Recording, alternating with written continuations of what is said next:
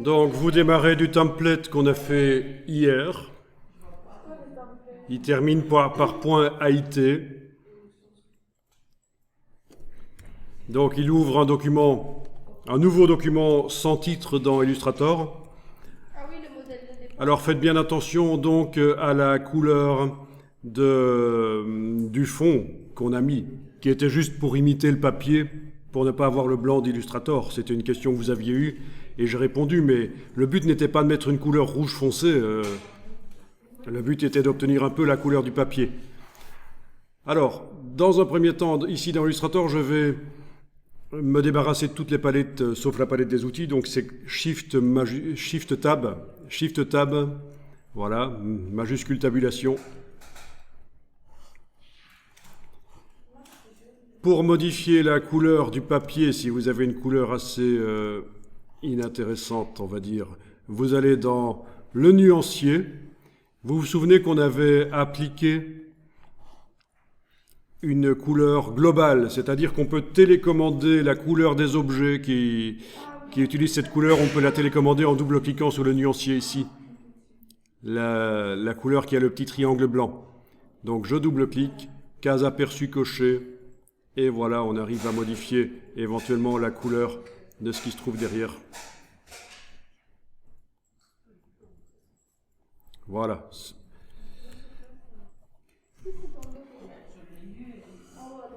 La couleur de la grille, je vais aussi la faire un peu plus discrète dans les préférences repères et grilles. Dans les préférences repères et grilles, je vais aller mettre une couleur de gris un peu plus discrète. Voilà, comme du gris clair, ce sera pas mal. Oui, donc on va passer la grille en demi-centimètre au lieu de centimètre, puisqu'on a ici un format A4, et on voit qu'il y a 21 carrés d'1 centimètre sur la largeur. Et donc on va passer en demi-centimètre, ce sera mieux. Et donc il y a tellement de changements à faire dans le document ici que ça vaudrait peut-être la peine à un certain moment de penser à en refaire un nouveau template pour éviter de devoir modifier chaque fois qu'on ouvre. Donc préférence repères et grilles, 50 mm avec 10 subdivisions. Donc on a des carrés de 5 cm avec des petits carrés de 5 mm. Oui, quand votre document est bon comme ça, on va l'enregistrer en tant que nouveau template. Oui, c'est aussi l'occasion d'aller modifier la couleur de la grille éventuellement. Voilà. Je vais même la faire encore plus claire que gris clair qui est proposé dans le menu ici. Je vais aller cliquer là-dessus. Et changer. Ils ont une notion de gris clair qui n'est pas la même que la mienne apparemment. Pour moi, c'est du gris moyen plutôt ça.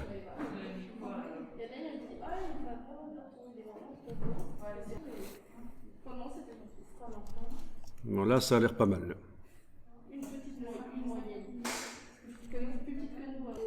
Voilà, quand vous avez fait ça, je vous conseille d'enregistrer ça en tant que template nouveau. Nouveau template, donc fichier enregistré sous.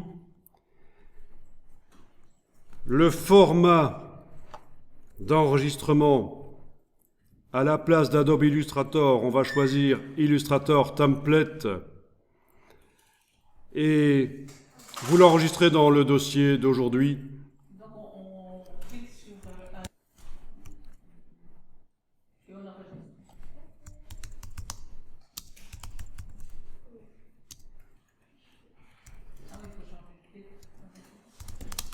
Vous mettez le titre que vous voulez à ce template.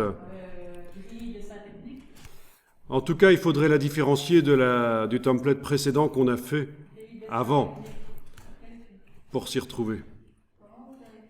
Ok, alors je vais faire la même chose que vous. Voilà. Voilà, une fois que vous avez enregistré le template, vous pouvez le fermer. Fermer Illustrator? Pas fermer Illustrator, fermer le document. Ah oui, ok. Donc c'est impossible de pouvoir travailler sur cette feuille-là, sur ce document-là, puisque c'est un template. Ça veut dire que quand on double-clique sur lui, et là je vous demande de fermer le document, comme je l'ai fait, quand on double-clique maintenant sur le template, ça s'ouvre dans Illustrator, mais en réalité c'est un nouveau document qui s'ouvre. Donc on ne modifie pas le template, là on a un nouveau document qui n'est pas encore enregistré sur le disque dur.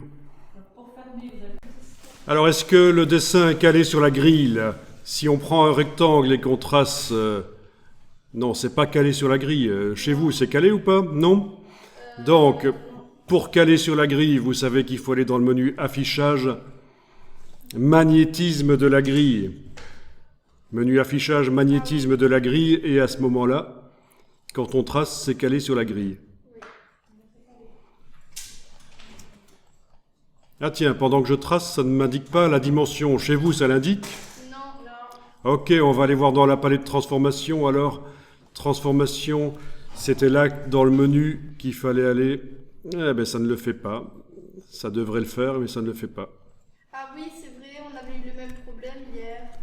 D'accord, c'est ça en effet, c'est quand le magnétisme de la grille est enclenché, c'est ennuyeux, ça ne met plus les dimensions. Alors ce dont je vais vous parler ici, c'est le raccourci pour activer ou pas la grille, parce que ça c'est quand même intéressant. Suivant ce que vous êtes en train de faire, vous avez parfois envie que ce soit calé sur la grille ce que vous faites, et parfois pas. Et donc vous avez vu dans le menu affichage, magnétisme de la grille, il est indiqué que le raccourci c'est Shift Ctrl F7 sur le PC. Vous avez ça aussi? Oui. Shift Ctrl F7. Bon. Et donc, si j'enfonce, là je suis sur un Mac, je vais faire commande Shift F7. Voilà. Donc là, je suis en train de dessiner librement. Je ne suis pas calé sur la grille. J'enfonce commande majuscule F7. Et là, on est calé sur la grille. Donc, ça c'est intéressant. Le raccourci qui vous permet de désactiver très rapidement ou d'activer le calage sur la grille.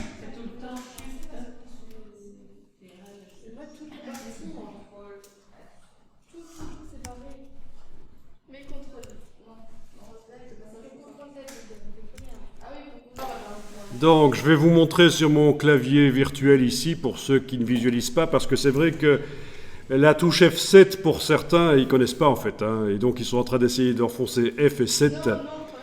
Donc, c'est CTRL majuscule, touche F7. Donc, vous enfoncez CTRL majuscule, et puis vous gardez enfoncé, puis vous enfoncez F7, et ça fait la chose. Et sur le Mac, c'est commande majuscule F7. Voilà. En tout cas, ça fonctionne chez moi. L'activation ou pas du magnétisme.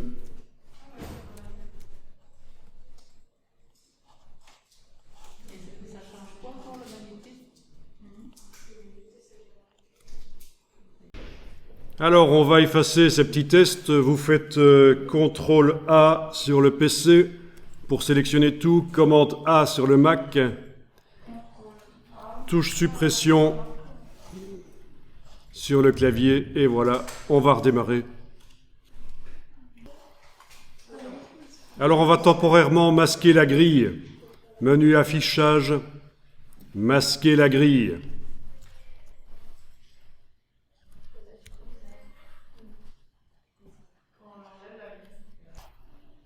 Dans le menu affichage, magnétisme de la grille n'est pas enclenché.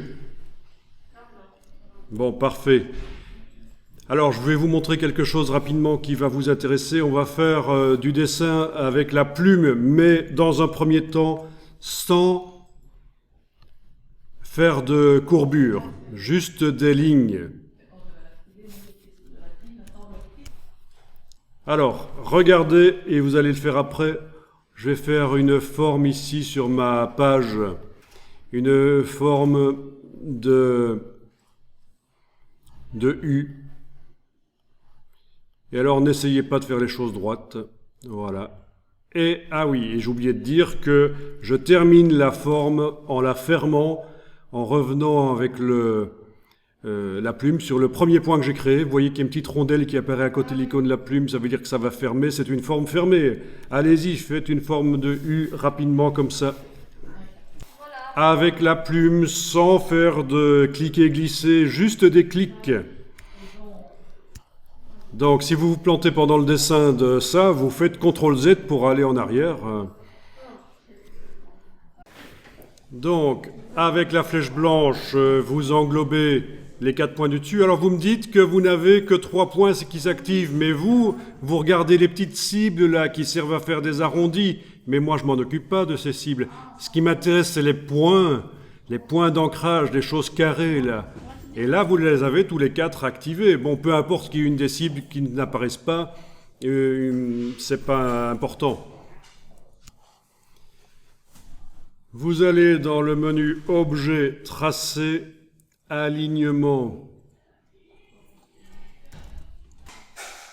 Alors, dans la boîte qui est là, qu'est-ce qu'on veut faire? Un alignement horizontal. Vous cliquez sur horizontal, puis sur OK, et regardez ce qui se passe. Voilà. Et ça peut aider pour faire des dessins. Oui, vous pouvez sélectionner les 2 points d'en dessous et Objet, Tracé, Alignement. Alors, ce serait intéressant, vu qu'on y va souvent dans ce menu, d'aller regarder, tiens, quel est le raccourci clavier. Alt, CTRL, J. Ben, la fois suivante que j'irai, ce sera par Alt, CTRL, J. Alors, pour les 2 qui sont là au centre, si vous essayez avec la flèche blanche de les englober, mais en fait, ça déplace la forme. CTRL-Z. Donc, plusieurs solutions. Donc, 2 solutions. Soit je démarre de l'extérieur et je fais un rectangle qui englobe les 2 points que je veux sélectionner. Soit, temporairement, je passe en affichage par tracé, CTRL-Y sur le PC, commande Y sur le Mac. Et là, je peux les sélectionner comme je veux en les englobant. Ça fonctionne, ça ne déplace plus le U. Donc le passage temporaire en affichage par tracé peut servir quand on doit sélectionner des points. Et puis quand c'est fait, je peux repasser en affichage aperçu, CTRL-Y sur le PC, commande Y sur le Mac. Et je fais le raccourci que j'avais vu tout à l'heure, qui était, rappelez-moi, Alt,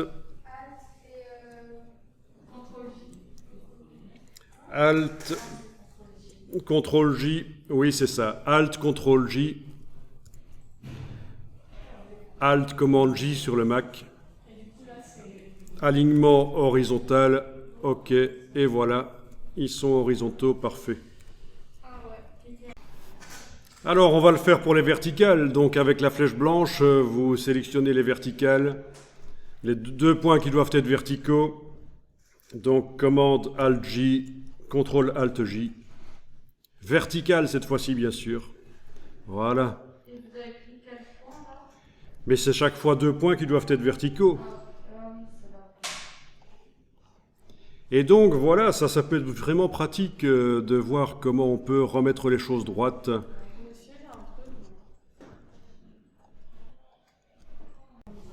Alors, vous n'avez peut-être pas les 2 barres du U qui ont la même largeur. Je vous donne l'astuce qui peut servir. Vous décidez laquelle des 2 a la bonne largeur. Celle de gauche, par exemple. Vous allez prendre un rectangle. Menu affichage, repère commenté n'est pas coché. Si vous voulez reporter la même dimension, donc à droite que ce qu'il y a à gauche, une astuce qui va vraiment vous servir, c'est de vous servir d'un objet en fait qui va servir pour la dimension. Donc vous tracez un rectangle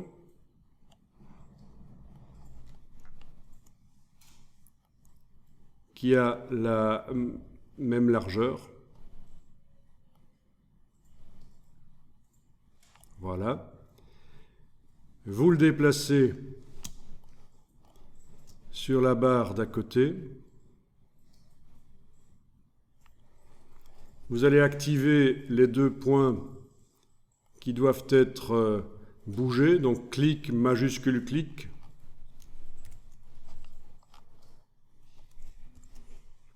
clic majuscule clic, ou alors les englober, ça peut marcher aussi.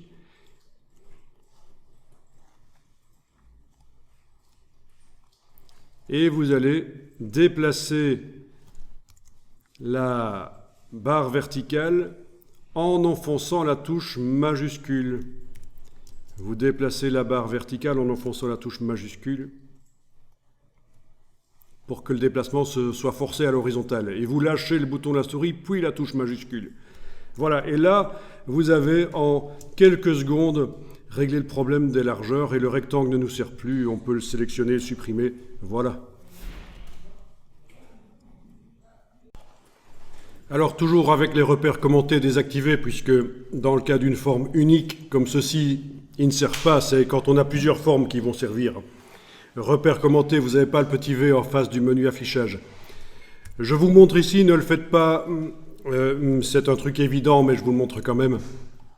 Je vais tracer, et là je vais passer en affichage par contour, CTRL Y. Je vais tracer un rectangle donc pour la largeur, pour avoir la largeur, voilà. Je vais aller le placer ici, le tourner en enfonçant la touche majuscule. Je lâche le bouton à souris, voilà, puis je vais le mettre ici et j'ai la possibilité d'aller bouger les deux points ici, clic, majuscule, clic, de manière à ce que la largeur ici soit identique à la largeur ici et là. Ça, je vous laisserai faire plus tard, on ne va pas le faire maintenant, mais c'est évident que le rectangle, en le tournant, il peut aussi servir pour faire des largeurs qui sont dans l'autre sens. Alors, CTRL Y, je repasse en affichage aperçu, et là, on va faire la suite ensemble. Avec la flèche noire, vous sélectionnez votre forme. Est-ce que vous voyez les petits widgets d'angle, les petits ronds? Enfoncez la touche CTRL. Vous les voyez, touche CTRL sur le PC, touche commande sur le Mac, va permettre de voir les petits widgets d'angle.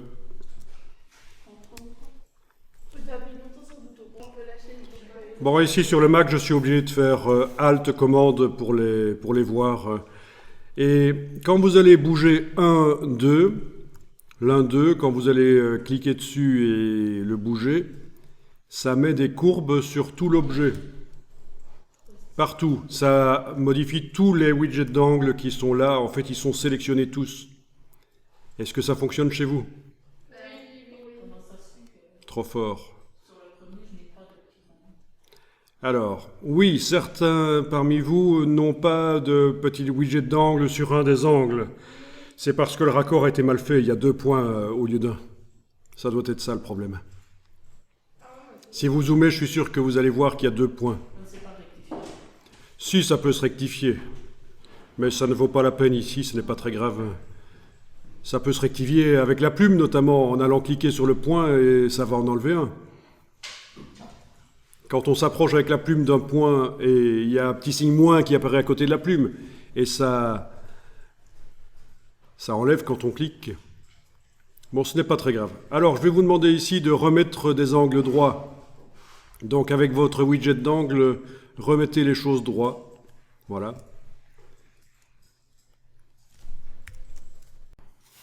Alors, la suite, je vous montre. Flèche blanche. Flèche blanche, j'englobe. Je vais aller englober les 2 points d'en dessous, par exemple. Voilà, j'englobe les 2 points d'en dessous. Avec la flèche blanche. Est-ce que vous voyez faites la même chose, est-ce que vous voyez les widgets d'angle sans même devoir enfoncer aucune touche? Oui. Et là, quand vous les bougez, eh bien, comme par magie, ça ne va faire des angles qu'à cet endroit-là.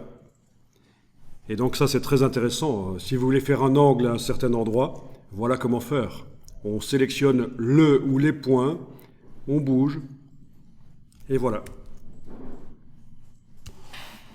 Enregistrez le document, comme ça, vous gardez un souvenir de ce qui a été fait. Donc, le document, je vais l'appeler « Alignement de points » et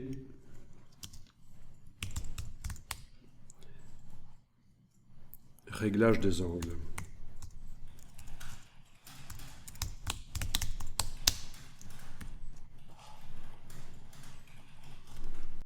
Donc le document là, vous l'avez bien sûr enregistré au format Adobe Illustrator, ce n'est pas un template. Ce n'est pas un document de départ avec cette forme de U qui va chaque fois venir. Non. Donc on peut fermer le document et en recréer un nouveau. Sur base du template, ce serait pas plus mal. Donc vous pouvez aller ouvrir le template.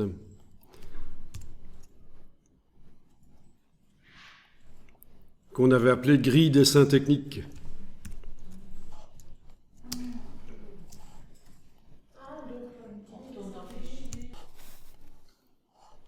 Alors, menu affichage, magnétisme de la grille doit être désenclenché. Pas de petit V en face. Et alors, on va voir comment faire des dessins à la plume directement. On va créer les courbes. Vous vous souvenez peut-être qu'on avait utilisé à un certain moment sur un carré, on avait été ajouté à un point, et puis on avait utilisé l'outil de point d'ancrage qui nous avait permis de faire des courbes. Et là, directement avec la plume, on va créer les courbes. Vous activez la plume. Donc, je répète, précédemment, nous avions ajouté à une forme existante une courbe à l'aide de l'outil point d'ancrage. Ici, ça va être différent.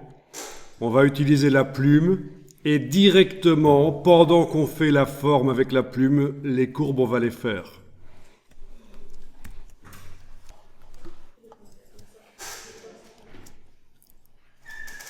Alors, vous cliquez un premier point et donc on va faire à peu près la forme de la manche. À peu près la forme de la manche. Vous allez cliquer un premier point plutôt vers le bas à gauche, parce que je vais commencer par le bas à gauche. Vous avez une espèce d'élastique qui tient au point.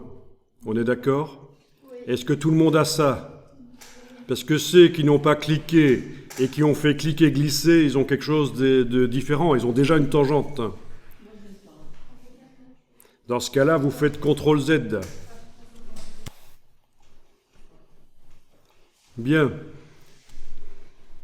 Alors, vous allez maintenant cliquer et garder enfoncé et bouger de manière à faire une petite tangente comme ceci. Ah oui. Ça c'est pour faire le haut. Vous enfoncez la touche CTRL. Quelle est la flèche qui arrive chez vous? Blanche? Noire chez certains?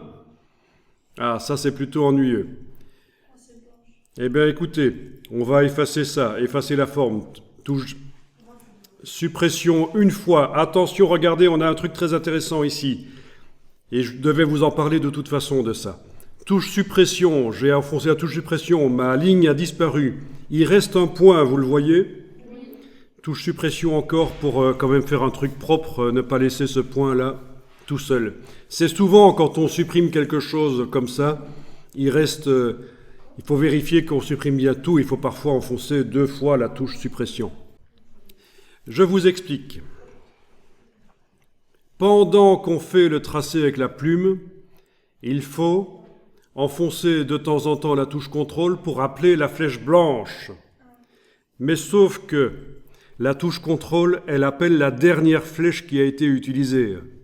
Et donc, avant de commencer à tracer à la plume, une bonne idée, c'est d'aller d'abord activer la flèche blanche, puis activer la plume.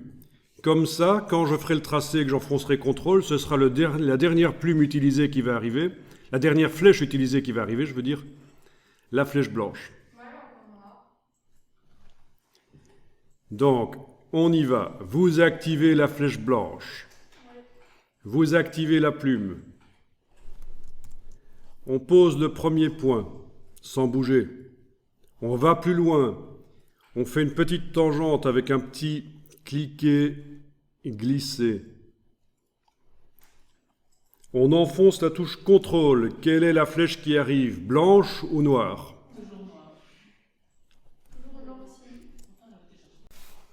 Alors, quand vous enfoncez donc la touche contrôle du PC ou commande du Mac, vous avez la dernière flèche utilisée, la blanche, c'est celle qui nous intéresse.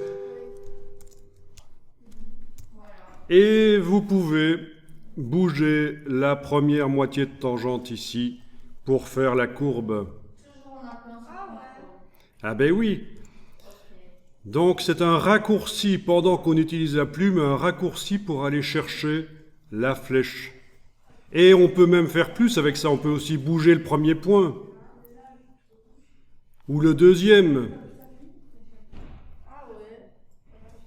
Voilà, et quand c'est bon, quand c'est positionné comme on veut, on va lâcher la touche contrôle du PC ou commande du Mac et on va continuer le tracé. Je vous montre la suite, donc vous ne faites rien. Je suis toujours donc en train de faire le tracé. Je vais aller là plus loin, faire une petite tangente. Avec la touche contrôle, je vais aller ajuster la position du point, la position de la tangente. Et c'est le dessus de la manche. Donc ça doit redescendre en pointe, en obus, dans l'autre sens, vers le bas. Je vais aller casser la tangente. Touche Alt, je la déplace et je mets un point suivant ici. Touche contrôle du PC, j'ajuste. On est d'accord? Oui. Alors, ne faites toujours rien, parce que je vois qu'il y en a certains qui ont chipoté et qui sont loin de ce qu'il fallait obtenir. Donc vous allez tout effacer et on va refaire ensemble. Effacez tout, regardez à nouveau parce que j'ai quelque chose d'important à vous expliquer. Et en plus, vous allez revoir la procédure comme ça. Donc, plume, premier point, clic. Plus loin, cliquez, glissez, touche, contrôle, j'ajuste tout ce que je veux, la position du point.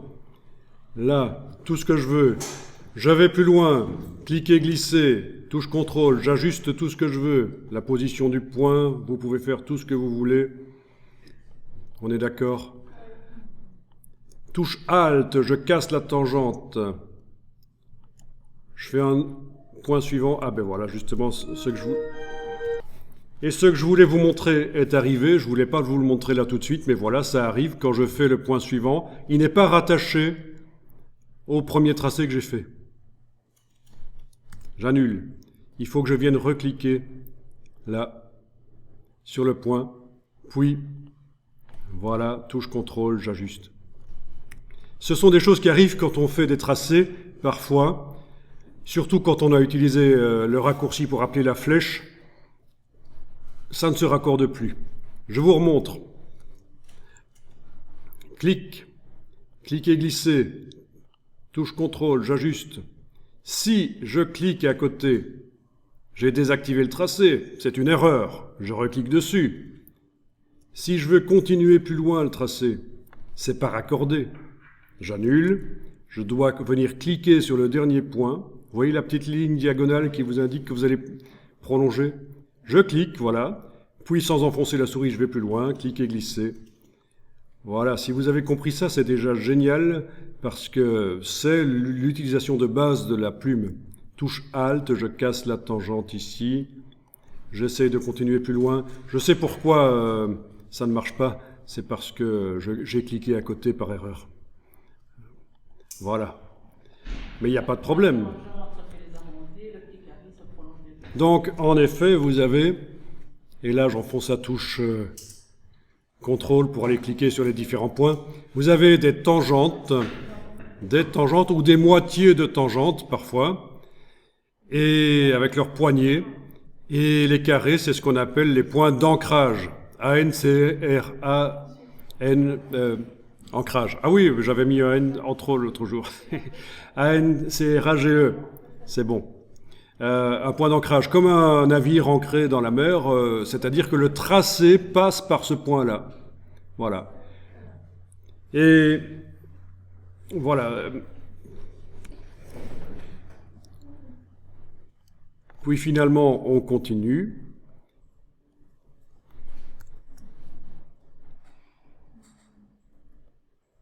Et puis il y a une petite opération à la fin pour faire la fin, ici, la droite. Allez-y, faites des tests, puis je vous réexplique la totalité, y compris la fin que je viens de faire là. C'est normal quand même. Donc je vais refaire à côté la totalité, y compris la dernière partie que je vous ai pas montrée. Donc ceux qui sont un peu paumés, là c'est le moment de regarder vraiment. Donc, avant d'utiliser la plume, j'active la flèche blanche, puis j'active la plume.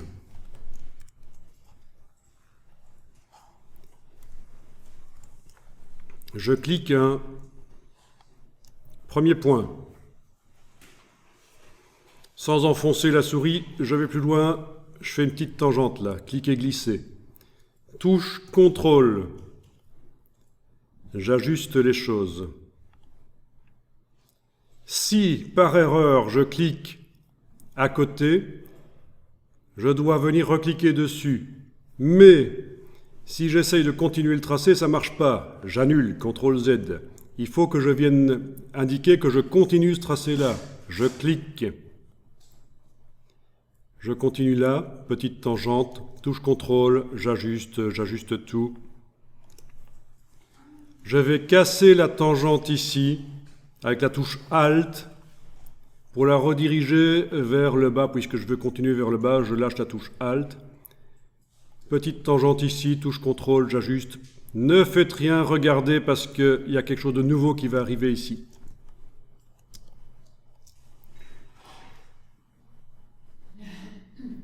Petite tangente, touche CTRL, j'ajuste. Bon, tout est ajustable encore. Hein. D'accord ? Voilà. L'avantage des petites tangentes, c'est que vous n'avez qu'une moitié de tangente à bouger, en fait. Alors, le dernier point ici. Touche Alt. Je vais cliquer sur le point d'ancrage. Regardez ce qui va se passer à la petite moitié de tangente ici. Elle disparaît. Ce qui veut dire que je peux aller faire une droite comme ça. Voilà, ça c'est la nouvelle chose que je n'avais pas expliquée. La touche Alt sur le point d'ancrage supprime la moitié de tangente la plus proche de la fin du tracé en fait. Alors vous allez enregistrer le document. On va l'appeler « Apprendre la plume ». Voilà. -01. Voilà. Donc vraiment, ça permet de faire des courbes assez pures et vraiment on contrôle tout. Donc pour la petite histoire, ça a été inventé par un certain Pierre Bézier. C'est pour ça qu'on appelle ça aussi des courbes de Bézier. Et il était ingénieur chez Citroën ou Renault, je ne sais plus, mais en tout cas c'était pour l'industrie automobile, pour faire des voitures avec des courbes. Donc,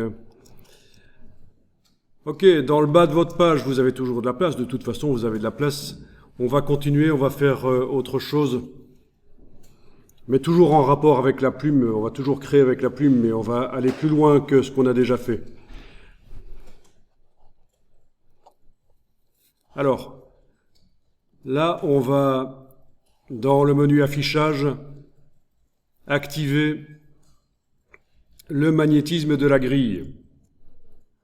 Menu affichage, il doit y avoir un petit V en face de magnétisme de la grille.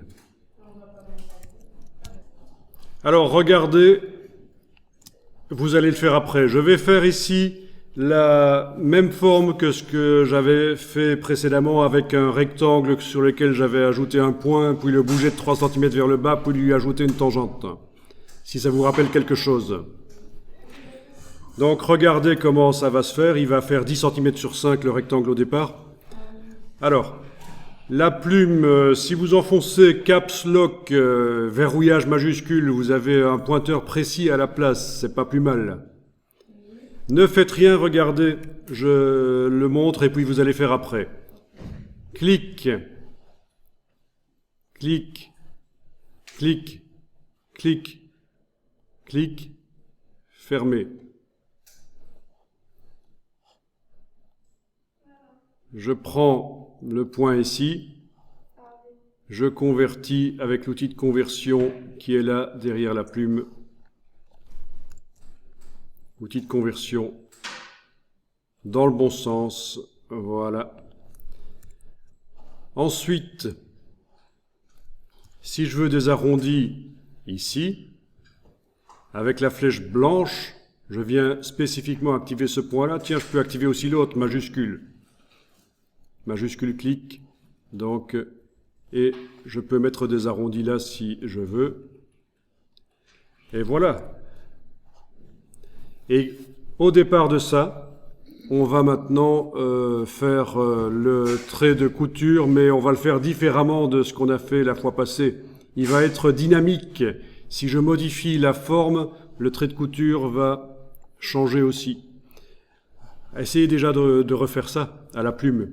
Simplement 5 points, bouger un point, ajouter une tangente dessus avec l'outil de conversion. Vous voulez que je remontre encore une fois ou ça va? Mais juste, c'était quoi déjà pour être plus précis? Alors, pour être plus précis, c'est la touche Caps Lock, la touche verrouillage majuscule. Donc je remontre, parce que ça peut être intéressant pour certains. Je remontre. Clic, clic, clic, clic, clic. Je reviens sur le premier point, je ferme. Avec la flèche blanche, je vais baisser de 3 cm ce point-là. Avec l'outil de conversion, je vais faire un glissé dans le bon sens pour faire la courbure. Avec la flèche blanche, je vais activer ce point-là et avec la touche majuscule, ce point-là. Je bouge le widget pour faire une courbure s'il faut. Voilà. Vous pouvez enregistrer le fichier, on va lui donner le nom ici, trait double, contour, allez, contour, voilà, parce que dans Illustrator ça s'appelle un contour, contour double, Oui, voilà. madame. Vous voulez que je vous aide? Et en effet, vu que c'est une grille en demi-centimètre, c'est de 1,5 cm que j'ai baissé le point, pas 3 cm. J'ai baissé le point de 3 carrés, mais c'est 1,5 cm. On a une grille avec des petits carrés de 5 mm en fait. Alors voilà. Si vous vous souvenez, la fois passée, et ceci, vous ne le faites pas, je vous remontre. La fois passée, on avait sélectionné toute la forme avec la flèche noire, et on avait été dans Objet tracé, décalage. Et ça avait fait une deuxième forme qu'on avait finalement transformée en couture. Mais ici, on va faire quelque chose de plus dynamique, de plus souple. On va dans la palette Aspect, faites apparaître quelque part sur l'écran la palette Aspect, menu Fenêtre, Aspect. Dans la palette Aspect, pendant que votre objet est sélectionné, vous allez chercher dans le menu ici, ajouter un nouveau contour. Vous obtenez donc 2 contours sur cet objet. Vous voulez vérifier qu'il y a vraiment 2 contours? On peut rigoler un peu. Vous changez la couleur du contour du dessous et son épaisseur. Et qu'est-ce qu'on voit apparaître? Le deuxième contour sous le premier du dessus. Ah oui, dessous, oui. Là, je vais annuler CTRL-Z plusieurs fois de manière à récupérer mon contour avec son épaisseur et sa couleur noire. On a donc bien 2 contours qui se superposent.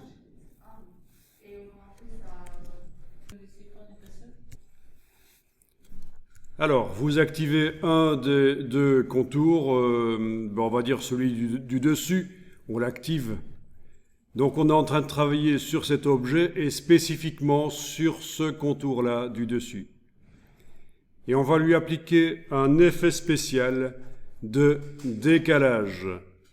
Menu Effet.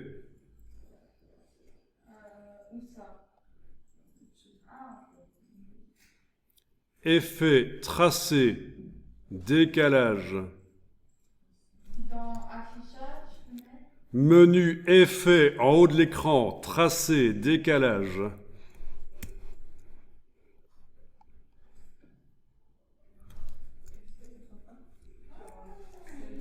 Vous cliquez sur OK. Qu'est-ce qu'on a obtenu? Un deuxième contour qui s'est mis à une distance de 3000 mm et quelques à l'extérieur de notre forme. D'accord?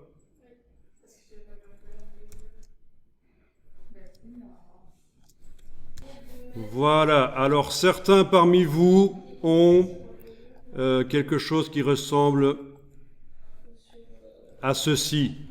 C'est-à-dire que, oui, vous avez votre objet qui est là, mais sans couleur. Vous avez ça.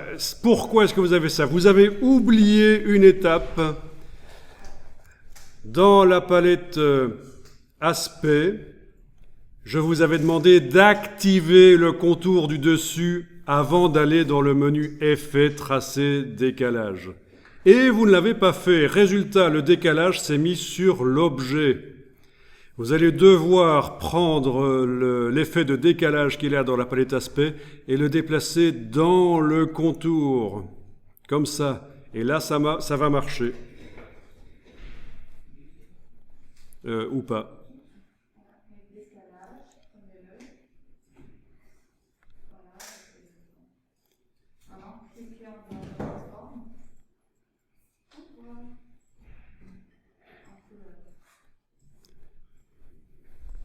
Bon, là, il y a un truc qui coince malgré tout. Je vais revenir en arrière.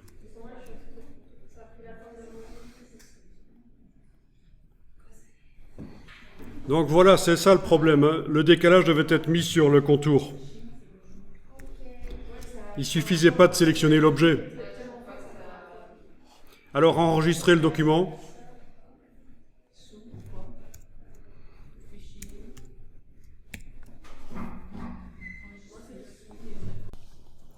Alors quand vous sélectionnez votre forme et que vous allez voir dans la palette des calques, elle est sur quel calque? Vous aviez fait plusieurs calques? Non, Juste un, d'accord. Moi j'avais fait plusieurs calques, ça fait partie du template. Comme ça, quand je démarre un travail, je ne dois pas créer les calques, ils sont déjà créés dans le template. Bon, il se trouve que moi il est sur le web. la forme, je l'ai mise ici sur le calque texte. Bon, ça se voit quand je sélectionne la forme. On le verra. Il est sur le calque texte. Parce que le calque 2, 3 et 4 sont... Alors, pour transférer l'élément sélectionné sur un autre calque, c'est simple. Il suffit de prendre le petit carré et le déplacer sur le bon calque. Ici, je vais le déplacer sur le calque que j'avais appelé trait 1. Voilà. Donc vous n'avez peut-être pas plusieurs calques, donc vous n'avez pas le problème. Mais comme ça, vous voyez comment on fait pour transférer un objet d'un calque à un autre. Alors, on a donc dans la palette Aspect deux contours. Et sur un des contours, un effet de décalage a été mis. Où est-ce qu'on le voit? Il faut ouvrir. Pendant que votre forme est sélectionnée, il faut ouvrir. Et vous voyez sur lequel des deux contours le décalage a été mis. Oui. Ah oui, c'est vrai. Mais même il y a un Alors, on a pris la valeur de décalage qui est arrivée comme ça, proposée par Illustrator, et ça nous a décalé, ça nous a agrandi la forme vers l'extérieur. Si vous enlevez l'œil en face du contour, vous voyez le contour du dessus, là, qui a le décalage, c'est bien celui-ci. Oui. Et on ne peut pas le sélectionner avec la flèche blanche ou noire. C'est juste une image d'un contour qui se trouve en réalité là, mais l'image apparaît décalée grâce à l'effet de décalage. C'est ça qu'il faut bien comprendre aussi, c'est que réellement le contour il est toujours resté au même endroit, là, sur la forme, mais il apparaît comme étant décalé. Alors, quand vous avez mis un effet de décalage et que ce n'est pas le bon réglage, parce qu'en fait on voulait qu'il entre dans la forme et pas qu'il aille à l'extérieur, ce deuxième contour, il ne faut surtout pas retourner dans le menu Effet, Tracer, Décalage, parce que ça mettrait un deuxième effet de décalage. Si vous voulez modifier un effet de décalage qui est déjà mis, pour le modifier, c'est cliquer sur son lien ici. Voilà. Et là, on va pouvoir mettre moins 10, si vous voulez, moins 10 mm. Touche tabulation, on voit ce que ça donne. Ou moins 5, si vous voulez. Vous voulez quoi, moins 5 ou moins 10? Vous avez mis un moins? Voilà, et on clique sur OK, et maintenant, le contour est à l'intérieur. Enregistrer le document.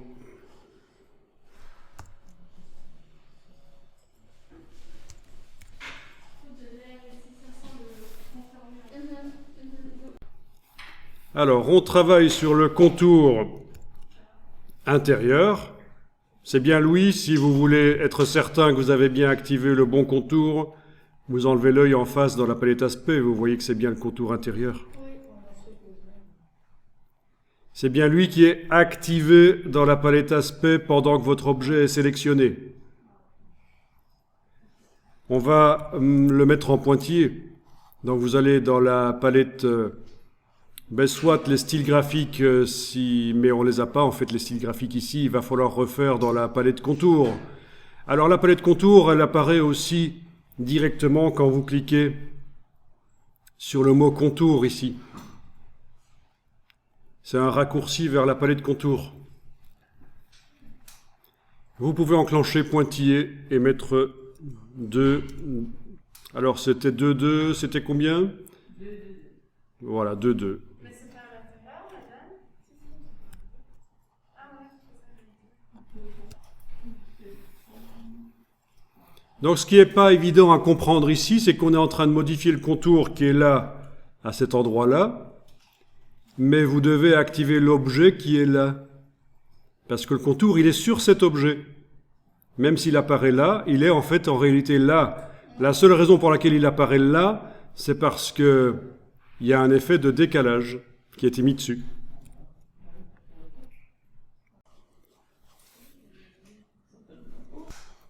Alors, la différence par rapport à ce qu'on a fait la fois passée, c'est que c'est modifiable.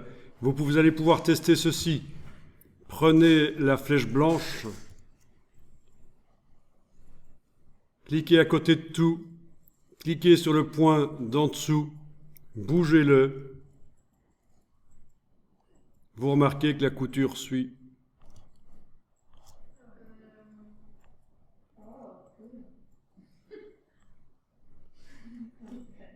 Ah oui.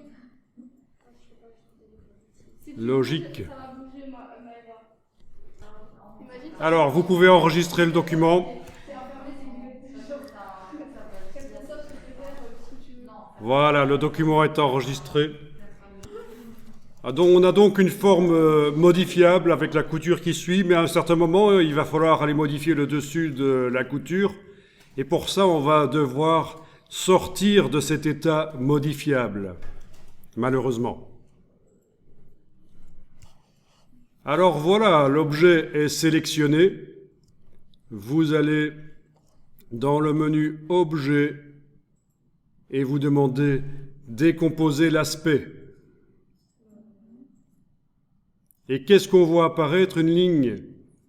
Ça veut dire que votre deuxième contour, il existe. Voilà. Qu'est-ce qu'on a obtenu dans la palette des calques en faisant objet décomposer l'aspect? Un groupe qui contient les deux tracés, en fait. Ah oui, c'est vrai.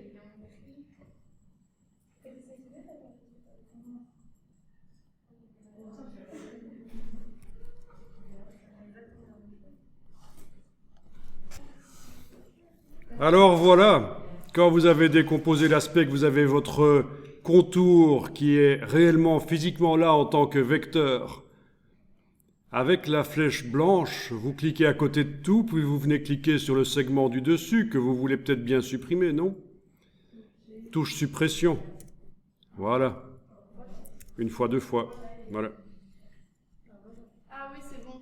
Alors, CTRL Y sur le PC. Tiens, qu'est-ce qu'il nous reste? Des petites crasses ici, c'est bizarre. Je vais les englober. Voilà. CTRL Y, voilà ce qu'on a. Donc je suis passé temporairement en affichage par tracé pour voir qu'il me restait deux petits angles bizarres là, que j'ai été englobé et supprimé aussi. Bon, à partir de là, vous pouvez aller avec la flèche blanche, prendre l'extrémité là et la remonter si vous voulez. Là aussi, voilà. Et vous avez ce que vous vouliez obtenir.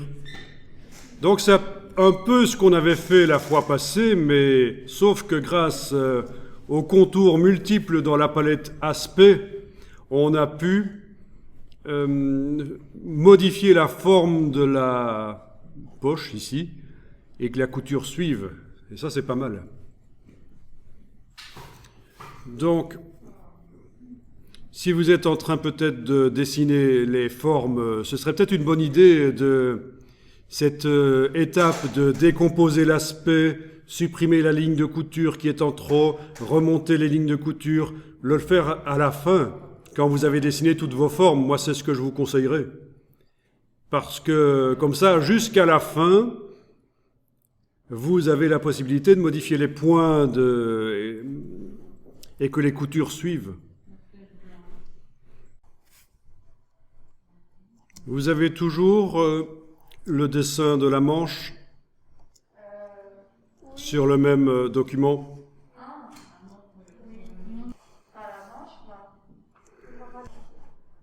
Alors, je les sélectionne, ces manches. Où sont-elles dans la palette des calques? Sur le mauvais calque, même chose, je vais les transférer sur le bon calque.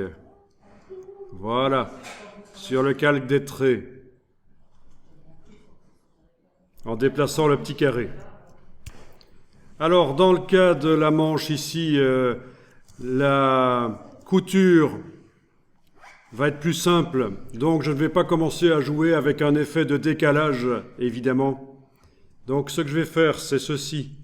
Avec la flèche blanche, je clique à côté de tout, je clique sur l'extrémité ici. D'accord?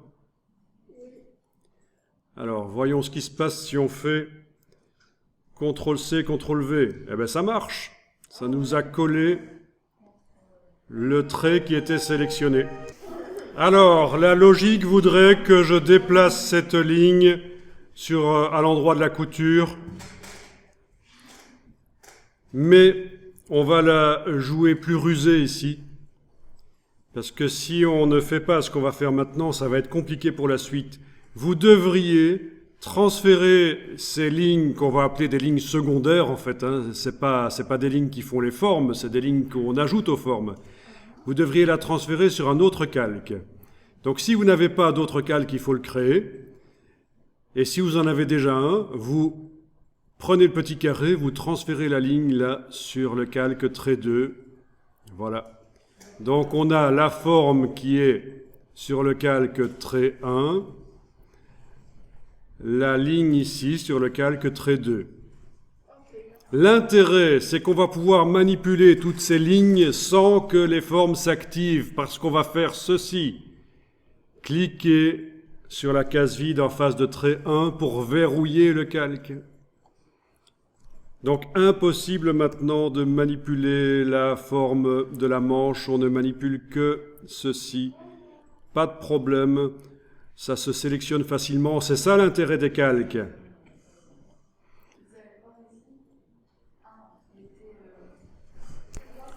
Bon, je vais aller désactiver le magnétisme de la grille, hein, majuscule CTRL F7, si vous voulez, parce que cette ligne doit pouvoir se positionner librement. Elle ne se cale pas sur la grille, on est d'accord. Voilà. Par la palette contour, vous allez lui mettre le contour qui convient.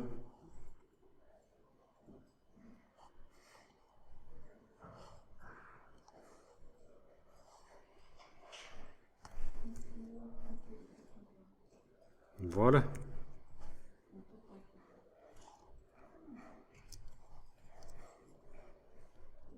Bon, vous ne le faites pas, mais je vous montre que ça fonctionne aussi avec des lignes courbes. S'il fallait, bien sûr, flèche blanche, je clique sur la ligne courbe ici. Ah, alors, ça ne marche pas, ça ne se sélectionne pas. Pourquoi? Exactement, parce que le calque est verrouillé. Donc, dans la palette des calques, je vais déverrouiller le calque des traits, là, voilà. Ok, donc je clique avec la flèche blanche sur ceci. Ça, vous ne le faites pas nécessairement, hein, je vous montre juste. Hein. Ah tiens, il y a un point intermédiaire. Oui, ce n'est pas qu'un long trait comme ça, donc je vais devoir faire clic, majuscule clic, majuscule clic. Normalement, c'est tout le trait là qui est sélectionné maintenant. CTRL-C, CTRL-V.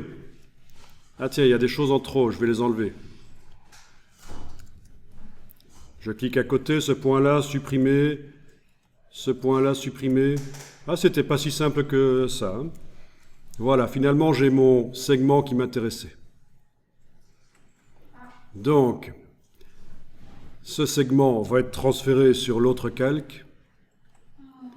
Calque verrouillé ici de la forme. Segment positionné. Voilà. Alors, c'est pas tout à fait parallèle, il faut essayer de le mettre parallèle si vous voulez. Ah oui, petite astuce que vous ne connaissez pas encore. Les flèches, les touches flèches sur le clavier. Voilà. On peut déplacer un élément précisément grâce à ça. Vous savez quoi? Vous allez, même si c'est un peu absurde pour la manche ici, hein, vous allez quand même essayer de faire ça parce que c'est intéressant. Essayez d'arriver à extraire la ligne. Donc je vais vous remontrer. Je la supprime. Je redéverrouille le calque des traits ici. Donc, un truc que j'ai essayé, c'est donc ceci. Avec la flèche blanche, clique sur le point là, majuscule clic, donc les 3 points sont sélectionnés. CTRL-C, CTRL-V. Cliquez à côté, enlevez ce qui est en trop. Cliquez à côté, donc sélectionnez le point en trop, supprimez. Voilà, je me retrouve avec la ligne là. Et c'est ça qu'il faudrait arriver à faire.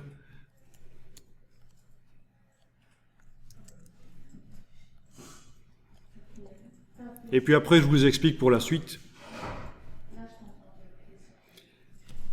On aurait pu aussi appliquer la méthode du vu avant, du décalage, mais ça dépend à quel point vous êtes à l'aise avec ça.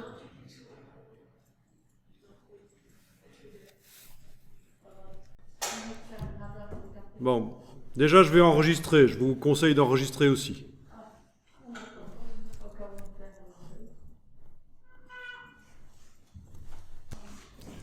Donc ici, j'ai mon trait ici. Alors, il y a un remplissage blanc qui n'est pas utile, donc je vais aller le supprimer. Je mets le fond blanc à l'avant-plan, diagonale rouge. Voilà, je n'ai plus qu'un trait. C'est déjà mieux.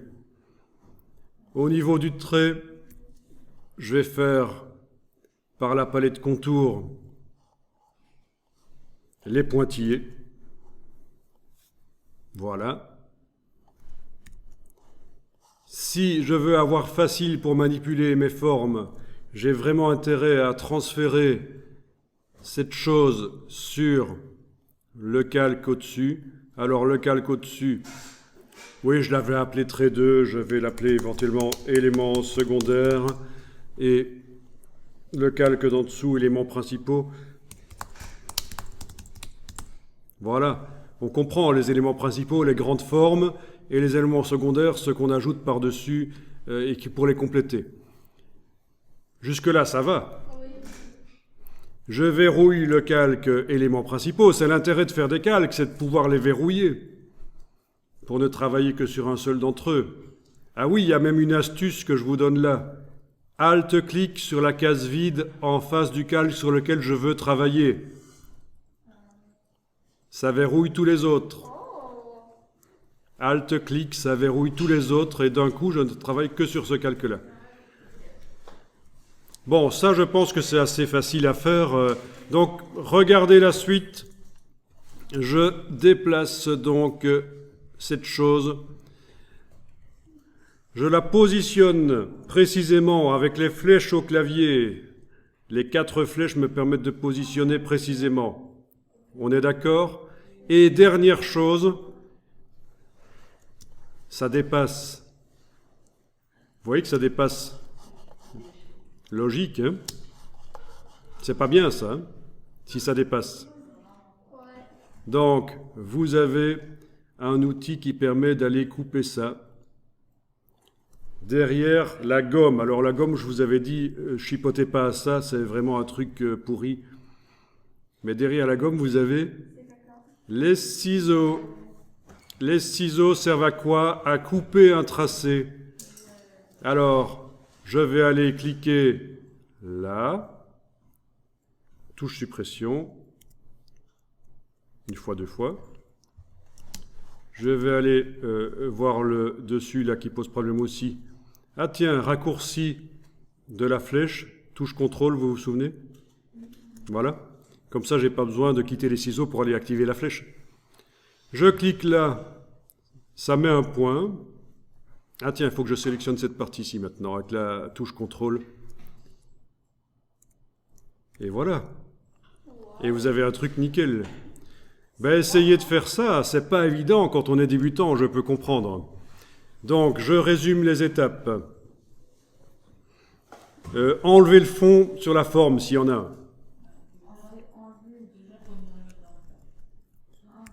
Mettez le pointillé, déplacez-le dans le calque des éléments secondaires, verrouillez le calque des éléments principaux. Placez-le précisément avec les flèches au clavier s'il faut.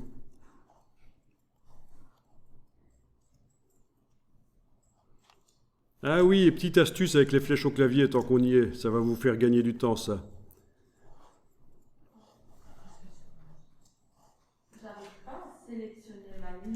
Alors oui, avant que j'oublie de vous le dire, un truc qui vous intéressera. Quand vous déplacez un élément, quel qu'il soit, avec les flèches du clavier, comme je suis en train de le faire, clic, clic, clic, clic, je suis sur une grille non verrouillée, hein, donc je peux placer librement là. Si vous voulez que ça aille plus vite temporairement, c'est Shift et flèche du clavier. Vous voyez, ça se déplace plus vite, avec la touche majuscule. Et on peut garder enfoncé et déplacer les éléments comme ça si vous voulez. Et si on n'enfonce pas la touche majuscule, ça déplace moins vite.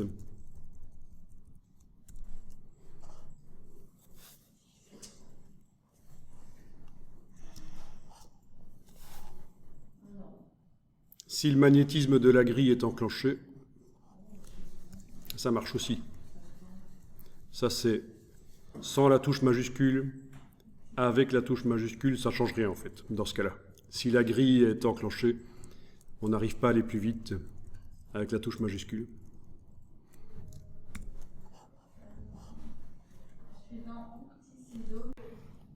Alors pour la suite, on va essayer de faire ceci, la double couture. On va utiliser le système du décalage. On va faire 2 décalages en fait. On va en refaire une rapidement.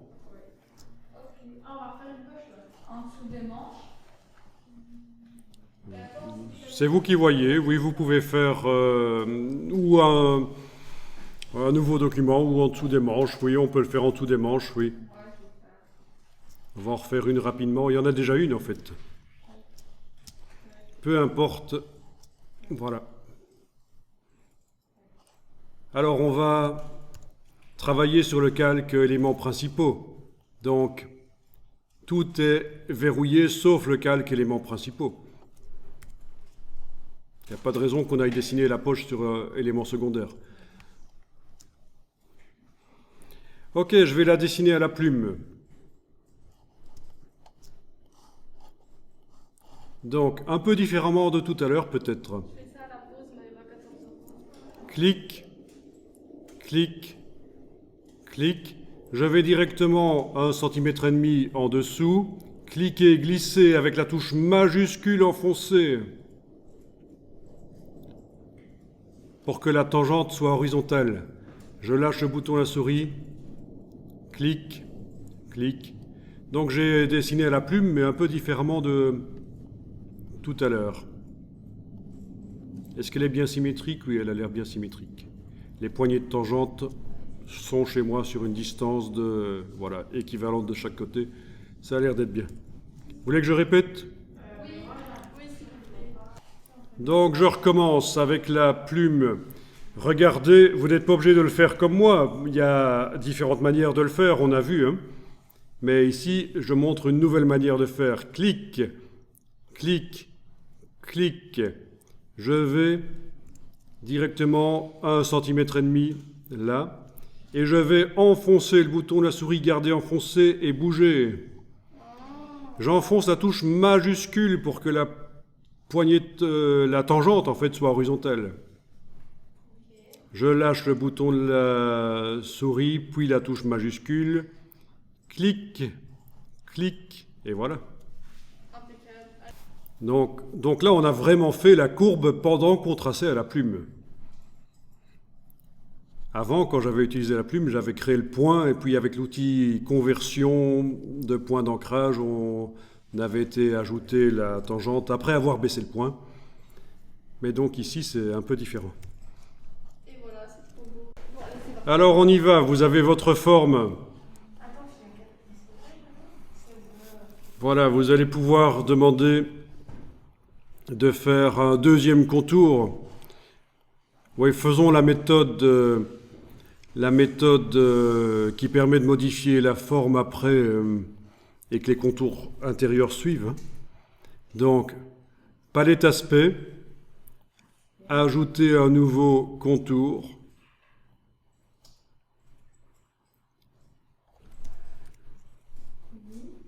On lui met un effet de décalage. Menu effet, tracé, décalage. De moins 0,5 du coup. On va mettre moins 5 en fait. Hein. Moins 5 mm, touche tabulation. Oui, on va faire comme ça. Hein. Ouais, c'est bon. Moins 5 mm, touche tabulation. Pour valider, avant de devoir cliquer sur OK, grâce à la case aperçue, on peut voir. Donc il faut quitter le petit cartouche ici avec la touche tabulation pour que ce qu'on a écrit ici se répercute et qu'on voit. Oh, moi, ça se voit déjà. Ah non. Le contour, il se voit plus. OK. Donc là, vous avez deux contours sur la forme, dont un qui est à 5 mm à l'intérieur de la forme. D'accord ?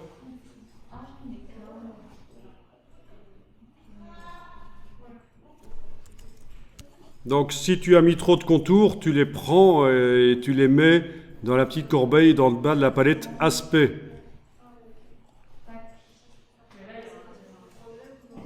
Il nous faut que deux contours. Le contour original plus celui qui est décalé de 5 mm vers l'intérieur.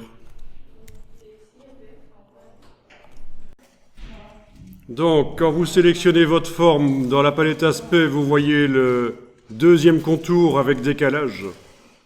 On est d'accord? Donc là, vous allez dans la palette aspect pendant que votre objet est sélectionné, vous allez dupliquer le contour. Ce sera encore plus simple que d'en ajouter un troisième. Vous allez prendre le contour ici, vous le prenez par cette partie-là. Ou cette partie-là, ça peut marcher aussi, mais en tout cas un endroit où il n'y a rien qui est indiqué. Vous cliquez, vous glissez ça sur l'icône du bloc de feuilles dans le bas de la palette des aspects. Voilà, et vous obtenez un contour identique avec son décalage aussi, le même. C'est une copie parfaite. Ah oui, c'est vrai, juste dessous en fait. Vous cliquez sur le mot décalage et là, vous allez indiquer -15. Touche tabulation. Et vous devriez voir ce contour qui arrive là. Ah ouais, exactement. Ok. Enregistrez le document. Il ne faudrait pas perdre ça.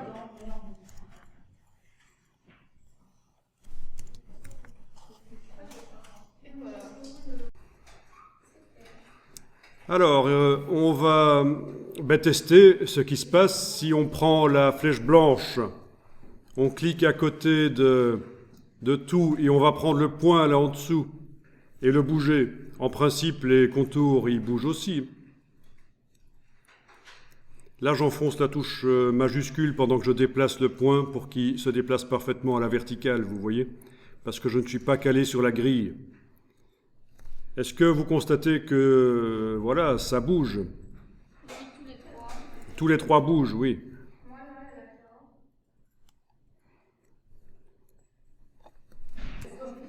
Vous avez votre objet sélectionné. Vous demandez Objet, décomposer l'aspect. Menu Objet, décomposer l'aspect.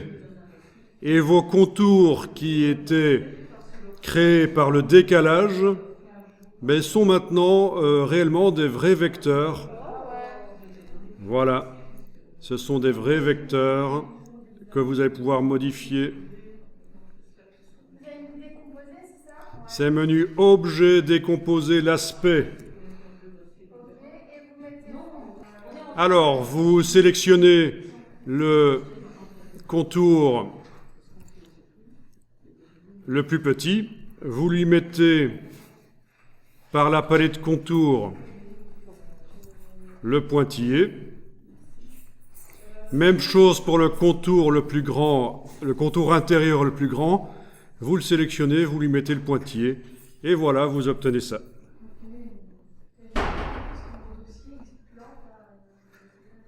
Et vous pouvez enregistrer, on n'est jamais trop prudent. Voilà, c'est trop beau. J'adore.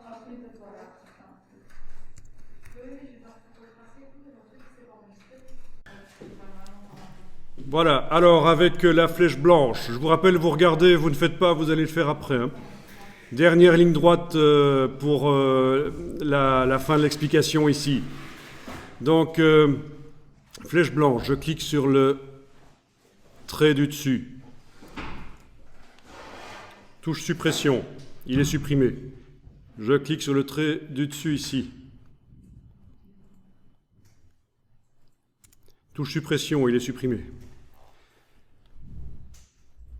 Je vais passer en affichage par tracé, ce sera plus simple parce que j'ai une forme avec un fond blanc derrière et pour manipuler les points, c'est pas l'idéal. Je vais remonter les deux points là jusque là. Ah tiens. Voilà, je les remonte jusque là. On est d'accord? À nouveau CTRL Y. Et il vous faut donc une ligne qui relie ces deux choses-là. On est d'accord? Pas nécessairement. Ça dépend si ça peut être à travers tout.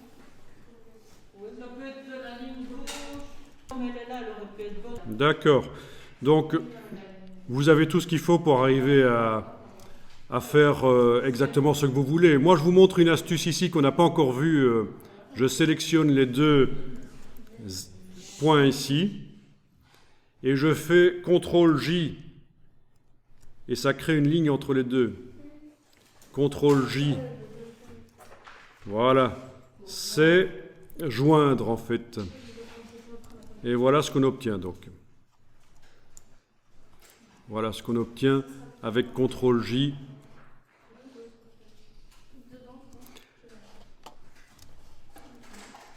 Et ça pourra vous servir quand vous avez deux tracés qui sont séparés. Grâce à ça, on peut les joindre. Alors allez-y, essayez éventuellement de faire ça. Donc je vous rappelle la procédure. Avec la flèche blanche, j'ai supprimé les sommets des formes. Puis j'ai déplacé des points. Puis j'ai sélectionné par 2 points ensemble là, CTRL-J, 2 points ensemble là, CTRL-J, c'est joint. Et vous me dites que donc il y a des variantes, ça dépend des cas, et c'est pas toujours qu'on fait comme ça, mais enfin, au niveau technique, là, vous avez ce qu'il faut. Vous avez le fichier qui s'appelle fiche technique.ai. Vous ouvrez ça. Tout est sur un calque que je vous conseille de verrouiller et créer un nouveau calque. Et vous dessinez sur le nouveau calque, ou plusieurs calques, bien sûr. Vous vous souvenez que moi, je vous avais suggéré, c'est juste une suggestion, de faire forme principale et autre calque, forme secondaire. Le truc, monsieur, c'est que nous, ça charge le dossier public. Ah oui, mais... Voilà, donc le modèle est sur le calque qui est verrouillé. Vous travaillez sur les calques que vous créez au-dessus.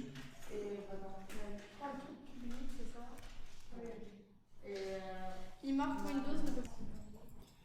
Bon, moi ce que je pense, c'est que ça pourrait être intéressant que les traits noirs, tout ça, soit un peu moins présent pour que ce soit plus facile de dessiner par-dessus. Alors, ce que vous pouvez faire, c'est ceci. Mais c'est temporaire, après on l'enlève évidemment.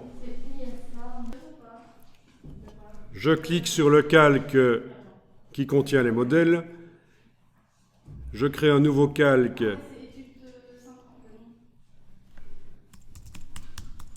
Là, je vais l'appeler affadissement. Voilà. Sur ce nouveau calque, je vais aller créer une forme, un rectangle blanc. Vous le voyez? Un rectangle blanc sur ce nouveau calque que j'ai mis au-dessus. Et alors, je vais faire varier sa transparence. Effet. Non, excusez-moi, je confonds le logiciel.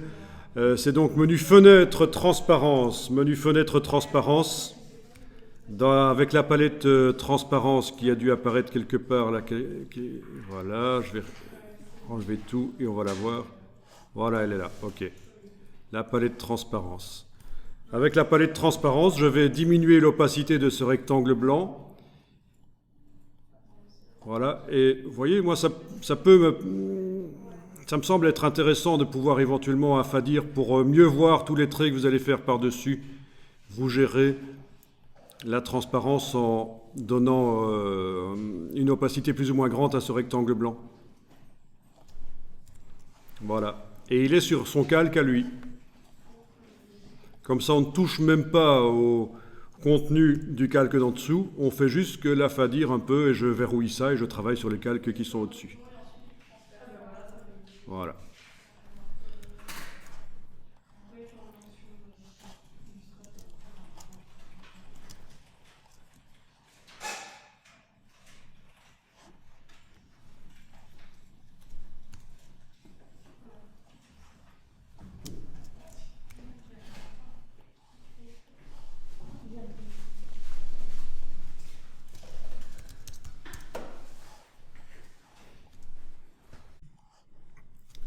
Je vais aller déverrouiller le calque qui contient les modèles.